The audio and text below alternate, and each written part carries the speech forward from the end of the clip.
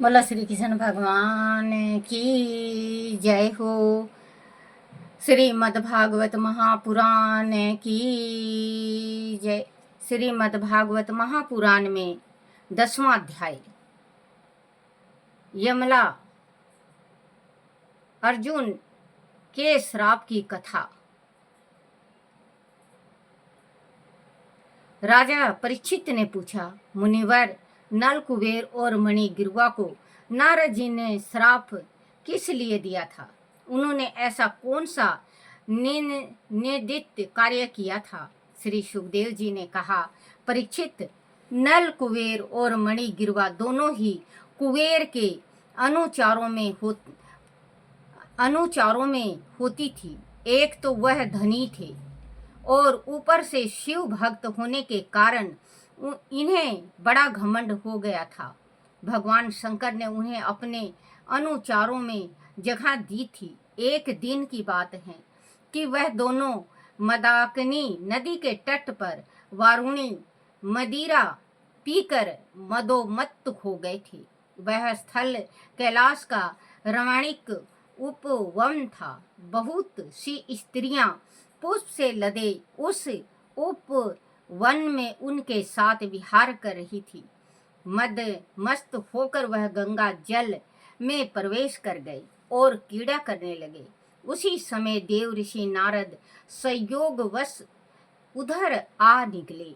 देव ऋषि नारद को देखकर वस्त्रहीन स्त्रियां तो लज्जा गई। उन्होंने तो अपने कपड़े पहन लिए, पर यक्ष के इन दोनों पुत्रों ने वस्त्र नहीं पहने। तब देव ऋषि नारद ने उन्हें श्राप दिया। धन संपत्ति का नशा मनुष्य क्या देवता की भी बुद्धि को नष्ट कर देता है। ऐश्वर्य और संपत्तियों के मध्य में अंधे होकर वह अपनी इंद्रियों को वश में नहीं रख पाते और अपने शरीर को अजर अमर मान बैठते हैं, जबकि मृत्यु होने पर उसमें कीड़े पड़ जाते हैं। उसे नरक की प्राप्ति होती है। वास्तव में बच्चों, सत्य बात है, सच्ची बात है कि ये शरीर है दुर्गंध का घर। अपना जो शरीर है दुर्गंध का घर है। अगर आप 2-3 दिन ना नहाओ तो कोई हमारे बगल से निकलेगा तो उसको बदबू आएगा, हमें ही अच्छा नहीं लगेगा। ये शरीर जो हमारे शरीर में एक रूंग रूंग में सारे शरीर एक रूंग रूंग में जीवाणु हैं। हम कहते हैं ना, अब हम बच्चों नहाते हैं, धोते हैं, इतर सेंट लगाते हैं तो खुशबू है इस शरीर में। तो शरीर को धोया तो क्या धोया जब आत्मा को नहीं धोया? अगर शरीर को धोया है तो आत्मा को भी धो, जब इस शुद्धि का संचार इस शरीर में होगा। और कभी भी धनवान हो जाए या करोड़पति हो जाए, अरबपति हो जाए, कुछ भी हो जाए बच्चों, घमंड कभी नहीं करना चाहिए। किससे घमंड कर रहे हो? क्या चीज से घमंड कर रहे हो? श्री कृष्ण भगवान जी ने अर्जुन से कहा था, हे पात, जिस टाइम हे अर्जुन, जब इंसान के पास दौलत होती, वो कहता है मेरा धन, मेरा जन, मेरा औलाद, मेरे माँ, मेरा बाप, मेरा पति, मेरी पत्नी, मेरा स्त्री, मेरा संसार, कुछ भी उसके पल्ले नहीं है। अर्जुन, कुछ भी उसके पास नहीं है, सब मैं हूं। वो कहता है मैं हूं, लेकिन मैं हूं। मैं चाहूं तो 1 सेकंड में चुटकी बजाते ही सत्यानाश कर दूं। मैं चाहूं तो चुटकी बजाते स्वर्ग से नरक पहुंचा दूं, और मैं चाहूं तो नरक से स्वर्ग पहुंचा दूं। लेकिन इंसान को घमंड है। इंसान को घमंड हमेशा रहता है कि मैं हूं, मेरा है।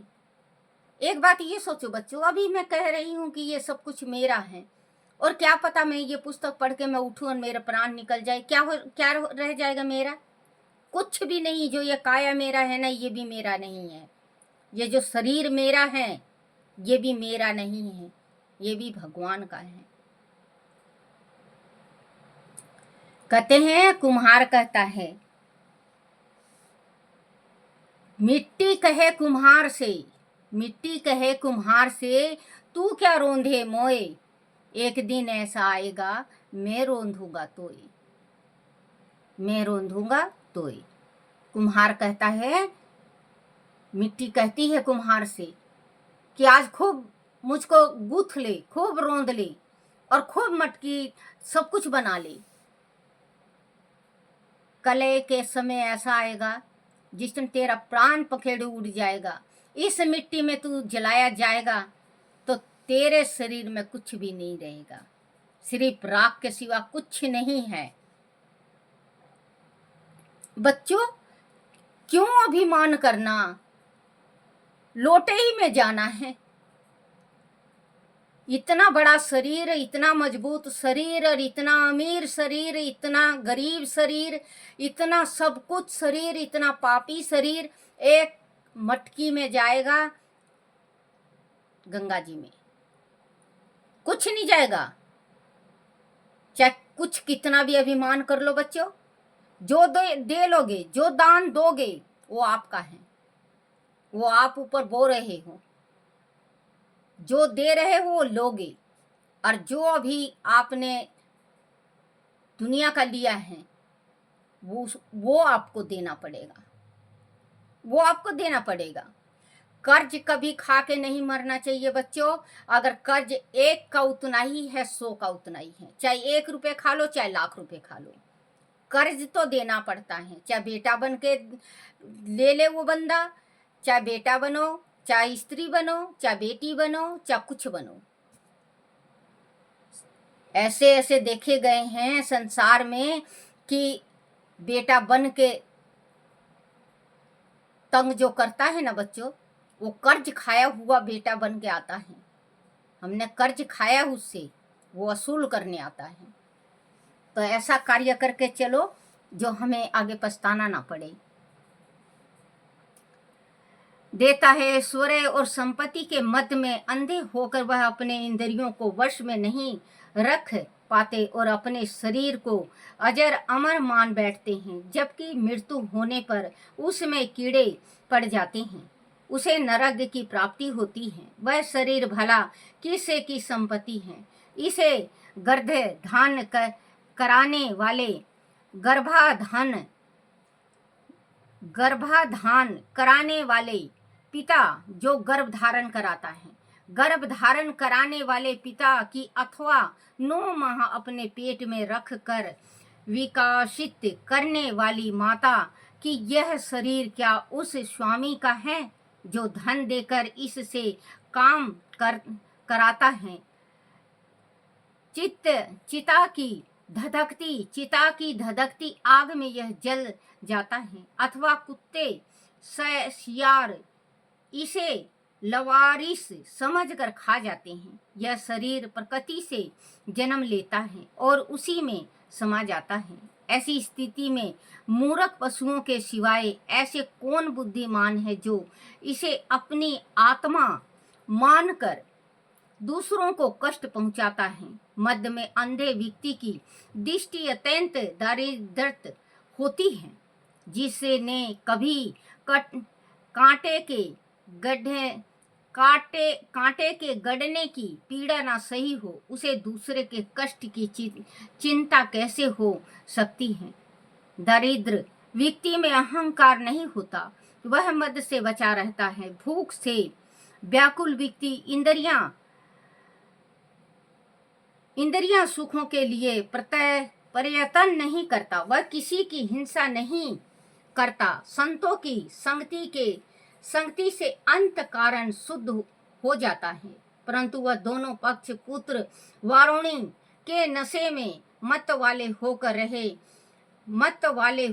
रहे हैं, अंधे बने हुए हैं। ऐसे इंद्रियां लुलोपित अहंकारी व्यक्तियों का नाश होगा आवश्यक है। यह दोनों नंगे धड़ंगे हैं, इसीलिए यह वृक्ष योनि में जाने योग्य हैं। 100 बरस बीत जाने पर ही भगवान की कृपा से इन्हें अपना लोक पुण्य प्राप्त होगा, तब तक इनका अहंकार चूर चूर हो जाएगा। परीक्षित, इस प्रकार देव ऋषि नारद ने उन्हें श्राप दिया और नर नारायण के आश्रम पर चले गए। नल कुबेर और मणिगिरवा तभी से अर्जुन वृक्ष होकर यमला अर्जुन नाम से प्रसिद्ध हुए। भगवान श्री कृष्ण ने अपने भक्त नारद जी के कथन को पूरा करने के लिए ही इन दोनों वृक्षों का उद्धार करने के लिए यह लीला रची थी।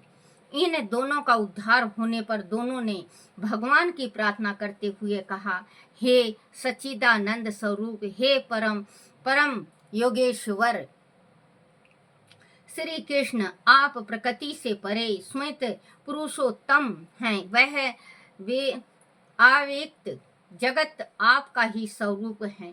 आप ही समस्त प्राणियों के शरीर, प्राण, अंत कारण और इंद्रियों के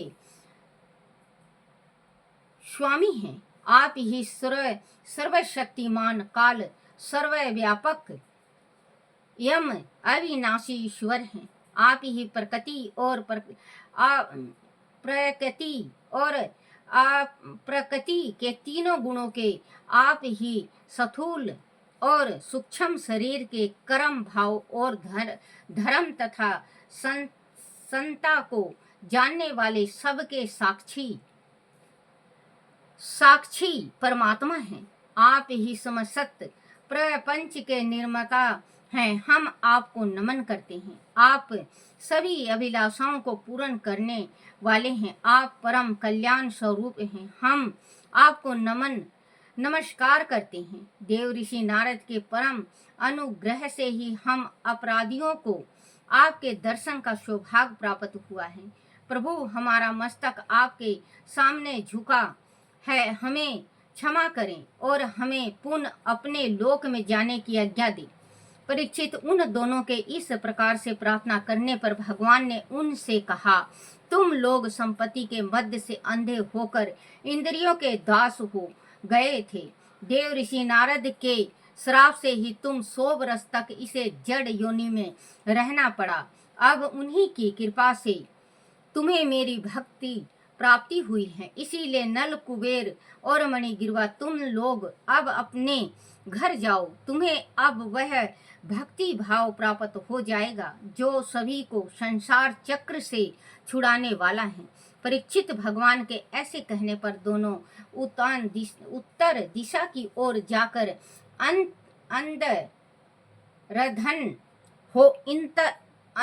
अंतर ध्यान हो गए।